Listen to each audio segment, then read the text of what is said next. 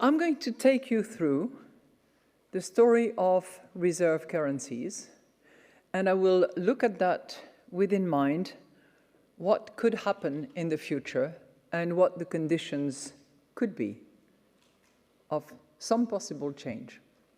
Okay? So over the past 80 years, the global economy thrived on a foundation of openness and multilateralism, underpinned by US leadership. By championing a rules-based international system and anchoring the dollar as the world's reserve currency, the United States set the stage to flourish, for trade to flourish and for finance to expand.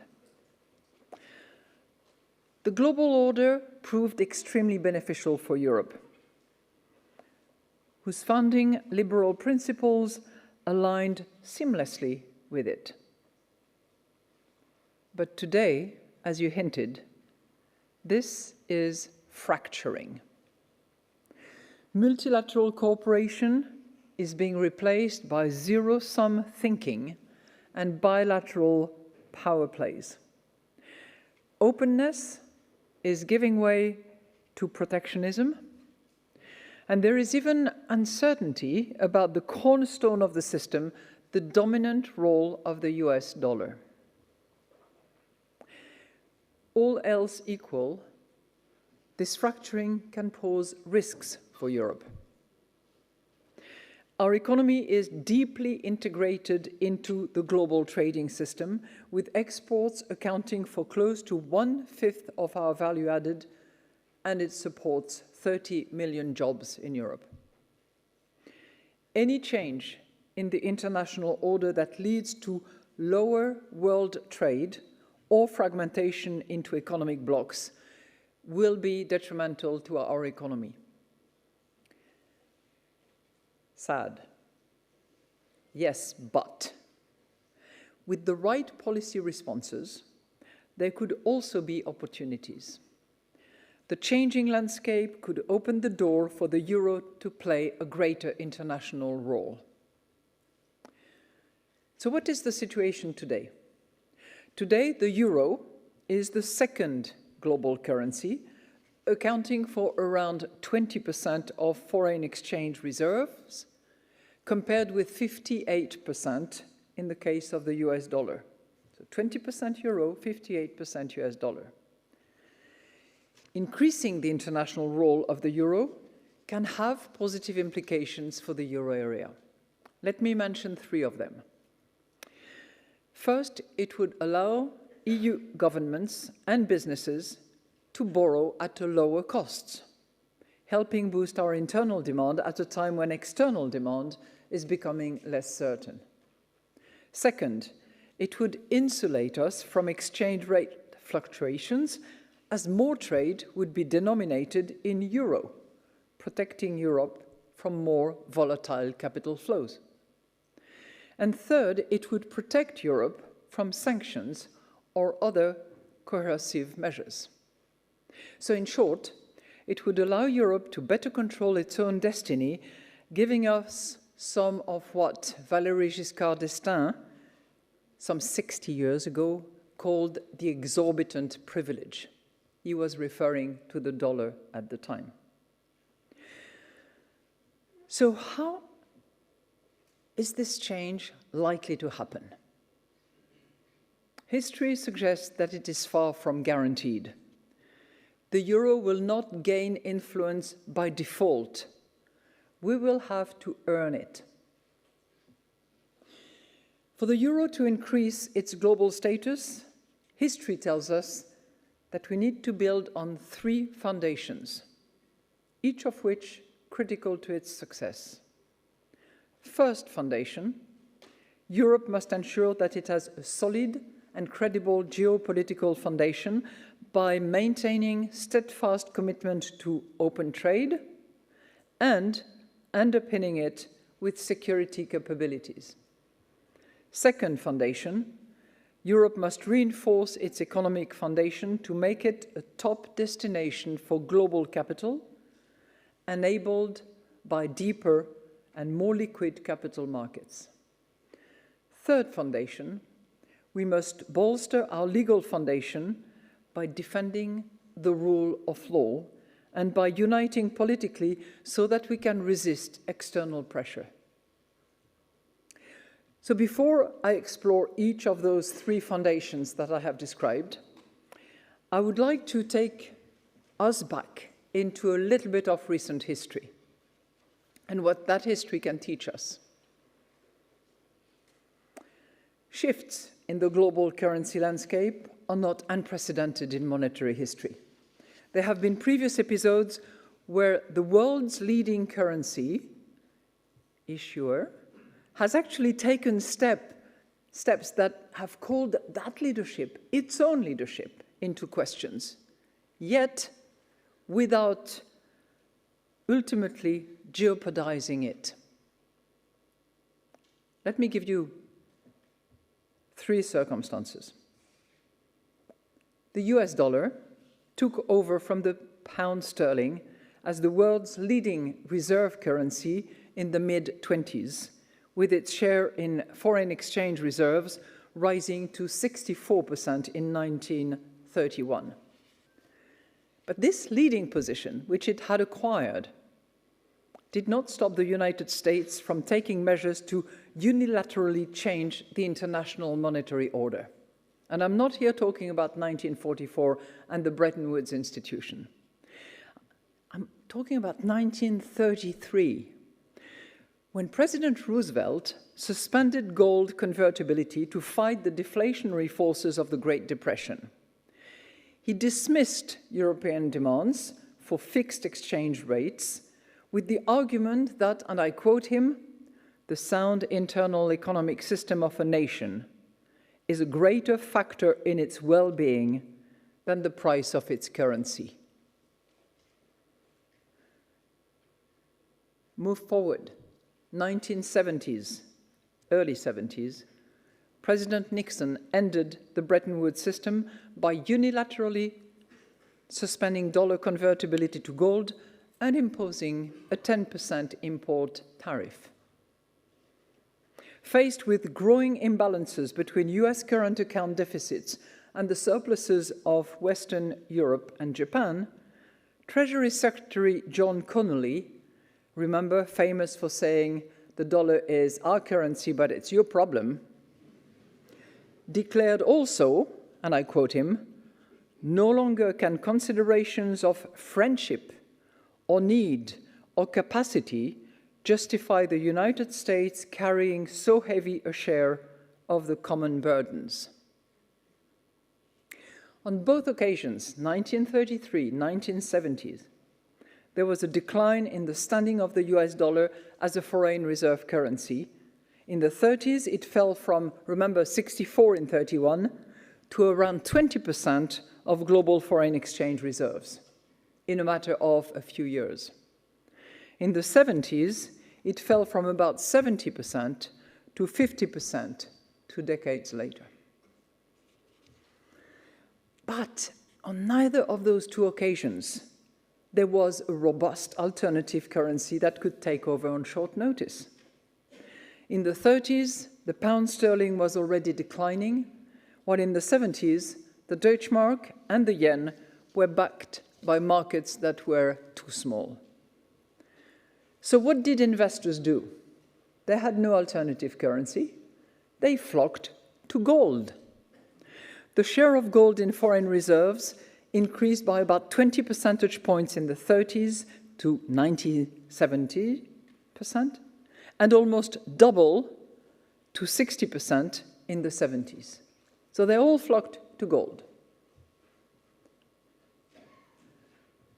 Today, I think there is a key difference compared with previous eras.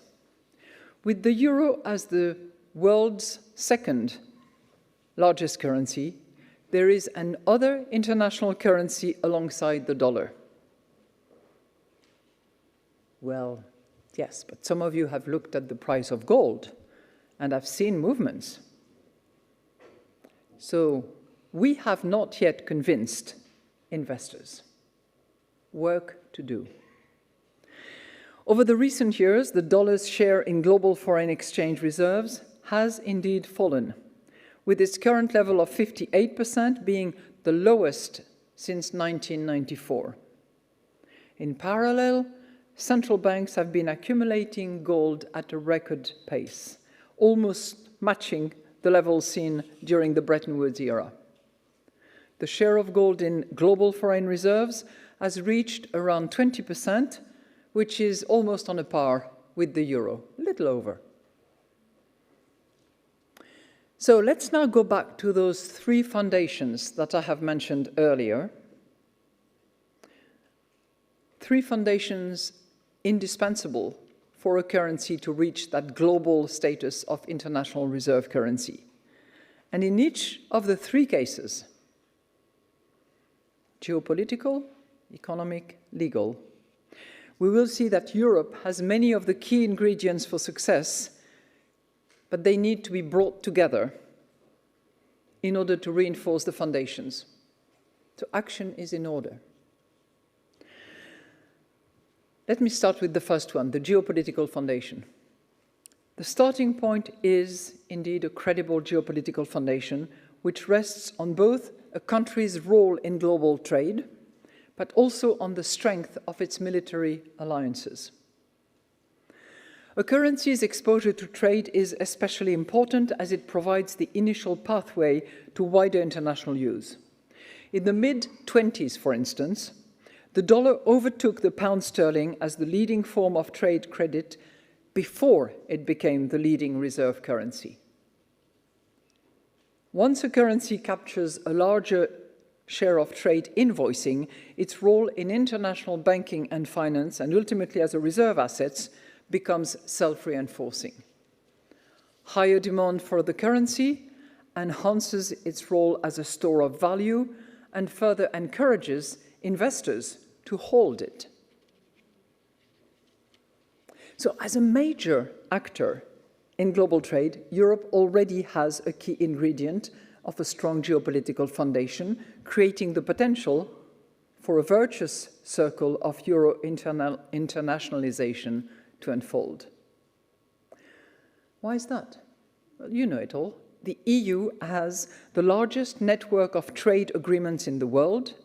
Europe is the #1 trading partner for 72 countries, out of about 199, which together, those 72 countries with which we are the first trading partners, represent almost 40% of global GDP.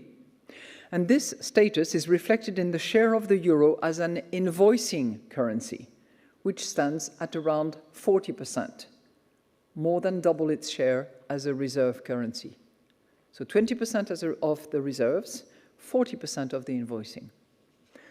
Europe can press home this advantage by continuing to forge new trade agreements, and we should make clear that we support a win-win approach to trade, ensuring that we are the most attractive partner to make deals with.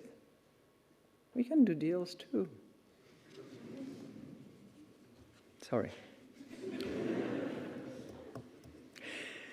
The ECB can also help make the euro more attractive for euro-denominated trade.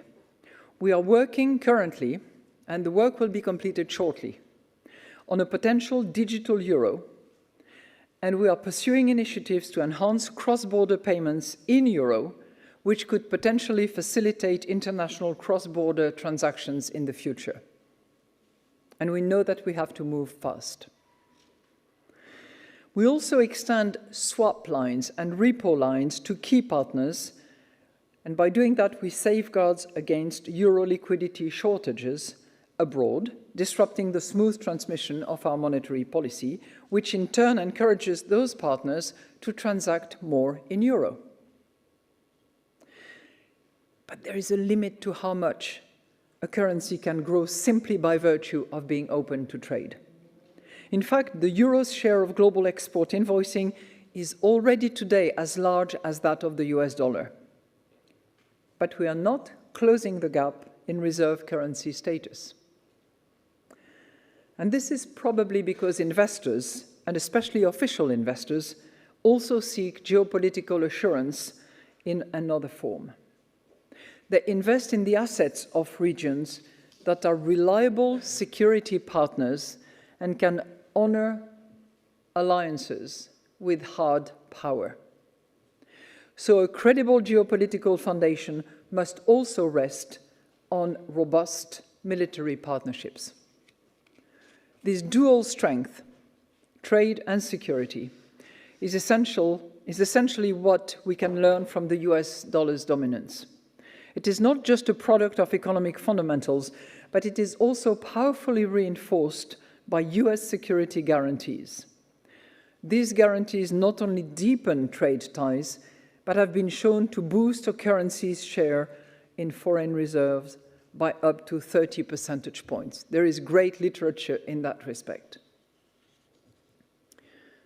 But what are we seeing now?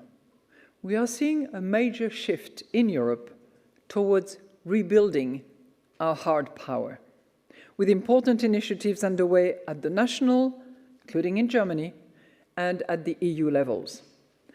And we should be clear that following through with this effort is a precondition for the euro to become more widely used. That's quickly brushed the geopolitical foundation. Let's look now at the economic foundation. To satisfy the demand for an international currency, investors need appropriate assets to invest in.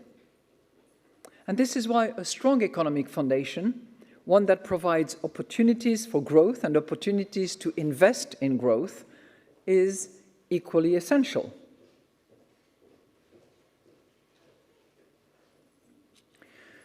There is a virtuous circle between growth, capital markets, and international currency usage.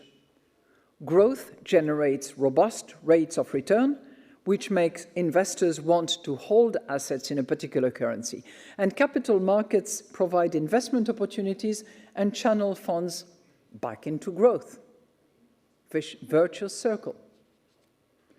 At the same time, if capital markets provide a sufficient supply of safe assets, investors can hedge their exposures efficiently. When a shock hits and riskier investments lose value, safer assets rise in value, and that provides a complete ecosystem for investment in the currency. The US dollar's rise to dominance in the interwar period was certainly driven by this virtuous circle. The development of US capital markets boosted growth, with each 1 percentage point increase in market cap yielding 0.5 percentage point more growth, while simultaneously establishing the foundation for dollar dominance. The depth and liquidity of the US Treasury market, in turn, provided an efficient hedge for investors so far. Europe, I contend, has all the elements it needs to produce a similar cycle. But so far, we have not been able to put all the pieces together. Despite our large single market, we have fallen behind the United States in terms of growth performance and market returns. Since 2000, US labor productivity per hour has grown twice as much as that in the euro area, mainly driven by the tech sector, and US markets have delivered returns that are around 5 times as high as those in European markets. Despite our large savings, we have made little progress in integrating our capital markets to channel more of our funds into growth. Think of it. 60% of household equity investment, and there is not that much of it, because a lot of it is into savings and term deposit. But 60% of household equity investment goes into home country markets, even though there might be greater opportunities somewhere else in Europe. And despite our strong aggregate fiscal position, our debt to GDP, I'll remind you, is only 89% to GDP, but it compares with 124% for the United States. So we provide, despite these circumstances, relatively few safe assets. Currently, the supply of sovereign bonds with AA or higher credit ratings amounts to just 37% of GDP in the EU, compared with 89% of GDP in the United States. So the conclusion for Europe is clear. If we truly want to see the global status of the euro grow, we must first reform our domestic economy. That means moving towards, with the priorities identified in recent reports, completing the single market, enabling startups, reducing regulation, and building the saving and investment union, which includes the capital market. And it also means avoiding a piecemeal approach where we make progress where it is easy, but we hesitate where it is hard. Or else, we will never kickstart the positive virtuous circle that I described earlier. And I think that in the current economic circumstances and geopolitical landscape, the case for acting in a European way has never been stronger. Now, of course, each individual country needs to make sure that its national policies support growth. But we also need to be mindful of self-defeating implementation, where we shoot ourselves in the foot. For example, we all agree that Europe needs to build up its strategic industries to avoid excessive dependencies, as Enrico Letta and Mario Draghi emphasized in their recent reports. But we will not succeed if each and every individual member state defines and goes with its own industrial policy. We will not have the scale. Nowadays, there are also more policy goals that qualify as European public goods. We talked about the military strength and the security earlier on. Well, strengthening European defense, I contend, is a public good. But due to the free rider problem, defense is a good that is likely to be undersupplied. In addition, joining forces to procure equipment and develop new technologies, leading to economies of scale and more interoperability, will result in greater operational effectiveness than if each and every of the 27 member states go it alone. Economic logic tells us that public goods need to be jointly financed, and this joint financing could provide the basis for Europe to gradually increase its supply of safe assets. That's an even larger virtuous circle. Let me now move to my third foundation, the legal one. Geopolitical strength and faster growth can go a long way towards strengthening the euro's international role. But maintaining demand for the currency will also depend on our ability to uphold a robust legal and institutional foundation. Ultimately, currencies achieve and maintain their reserve status if the institutions and the policies backing them consistently safeguard investors' confidence in their longer-term value. For example, historically, the US dollar preeminence has rested on the strength and stability of US fiscal and monetary institutions. The Federal Reserve System's credible commitment to controlling inflation, combined with the unparalleled liquidity of the US Treasury market, created a perception of minimal sovereign risk. This made the dollar a safe haven during global economic turbulences and recessions. Since 1970, there have been 34 instances, 34, of simultaneous sovereign debt and financial crisis globally. I did not work on every 34, only a few. But you know what? The US has always remained immune.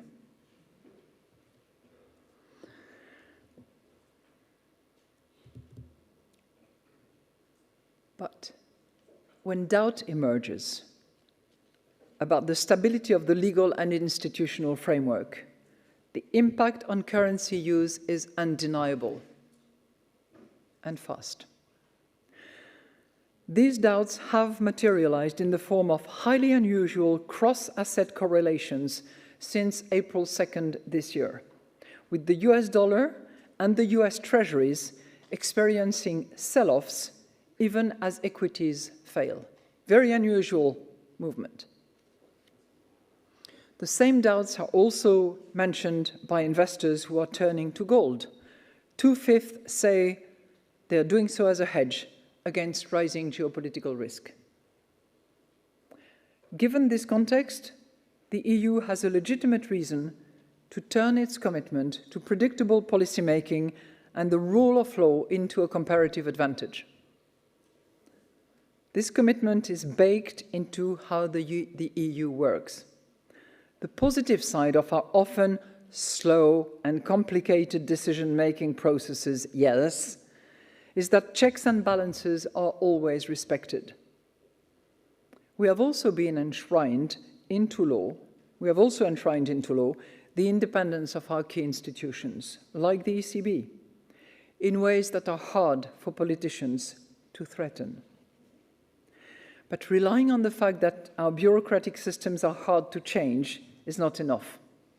In the current geopolitical environment, we are facing increasing external pressures to take action that jeopardize the rule of law.